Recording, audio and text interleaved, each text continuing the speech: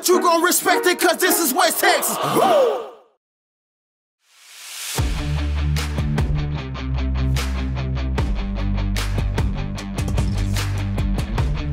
Well, anytime the Cisco Lobos are on the schedule, you better believe it's going to be somebody's big ball game. The Ballinger Bearcats gave the 2013 state champs all they could handle, but in the end, Cisco just filed down that Ballinger defense to lead Reynolds County the 26-9 win. Well, hello and welcome to the Cover One Studios. I'm Manny Diaz. Well, as good and as run-heavy as the Cisco Lobos are, they're already a tough team to beat. So when you throw in penalties against yourself and a short field, well, it's going to make life against the Lobos one that's an even tougher challenge. Coming up, we're going to show you how a potential district crown was won, the story of the biggest fighter on the field that you do not want to miss, plus the Bug Express sounds of the game. First things first, how about those Chipco highlights? Well, let's get to the goods presented by Chipco and Associates Ranch Brokers. We're only in week 5, but the way Ballinger and Cisco are looking so far, winner of this one becomes a huge favorite to win the district title. Opening drive for the Bearcats, Ballinger forced a punt, and watch number 66 get his mitts on this one for the block that lead to a touchdown, 6-0 Cisco. 5 to go in the opening frame, the Bearcats on the move. Check out the QB1, Edgar Nunez, moving the sticks for the 20-yard gain. Later in the drive, holla at your boy, Cooper Bean. Dude found the crease, and he's G to the O-N-E gone for the 51-yard touchdown. 2-point try no good, and ERA Newland play of the game nominee, game tied at 6. Very next Cisco possession, Lobos QB1 says, "We see your 51-yard touchdown and raise you a 71-yard house call." Gibson Hearn, he gone. This one no longer tied as the Big Damn Lobos take the 13-6 lead just like that. Ensuing Ballinger drive, the kids from Reynolds County saying not so fast. Nunez puts some touch on this one to Garrett Dixon, who rumbles his way inside the 10-yard line, but the Cats would have to settle for a 30-yard field goal to make it 13-9 Cisco. Third quarter now, Ballinger with the rock, but not for long. The Lobos yelling, "Oski, Oski!" Dawson White coming down with the pick. Cisco takes over with some nice field position. Next Lobos possession, doing something here they don't do a whole lot. Pass would lead to another Gibson Hearn touchdown to go up 20-9. Fourth quarter now, Cisco knocking on the door. They give it to Cam Nichols, who rumbles his way just outside the goal line. Very next play, Gibson Hearn sneaks it in for his third touchdown of the night.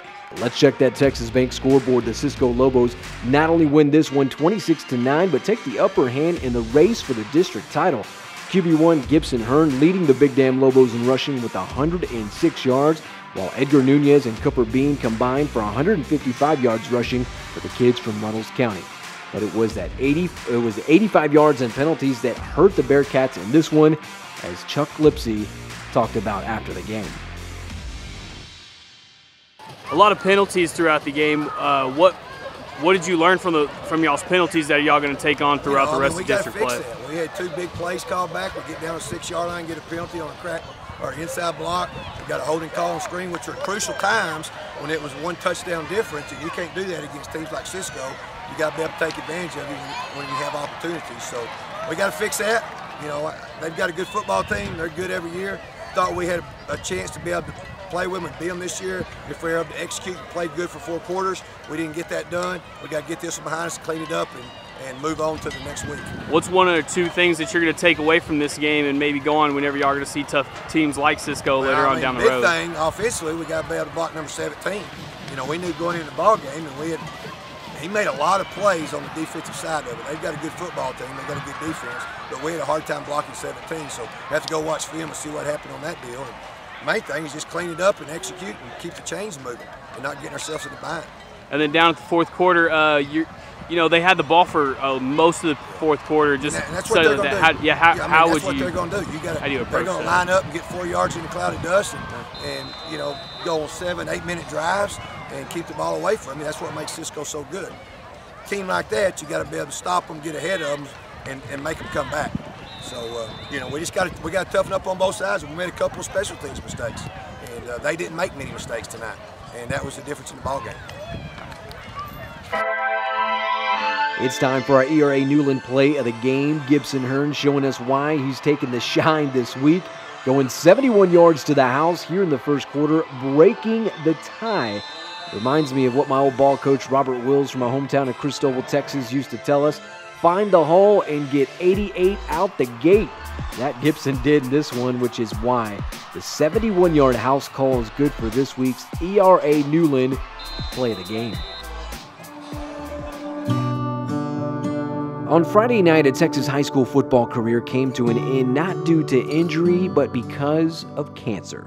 Ballinger senior running back and defensive back Peter Alfaro will begin treatment this week in Houston to battle a rare muscular cancer.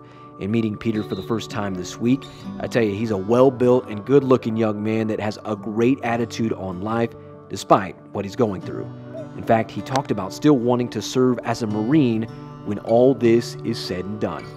This week begins a journey Peter and his family will never forget.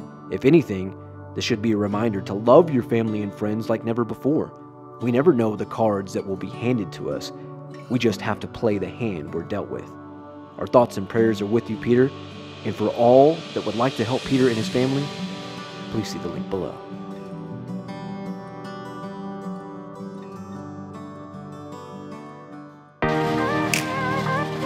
Well, I've been covering Chuck Lipsey football teams for over 10 years now, and you best believe his Ballinger Bearcats will find a way to bounce back. Have no doubt about that. Well, speaking of bouncing back, our thoughts and prayers go out to Peter Alfaro and his family as his high school football career ended on Friday night to battle a rare muscular cancer. A link is provided in the story if you'd like to help out the family. I'd highly encourage you to do so. Well, moving forward, the Cover One Mix Show is back in Runnels County next week in Winters as the El Dorado Eagles and Haskell Indians battle under the Thursday night lights in a Class 2A potential postseason matchup. Looking forward to that one. Well, before we leave you, we can't forget about those Bug Express sounds of the game, courtesy of the SanAngeloLive.com Swiss Army knife jack of all trades, Mr. Matt Trammell, putting in some work on Friday night. All right, for the San Angelo Live and Cover One crew, I'm Manny Diaz. God bless, and we'll see you in Week 6.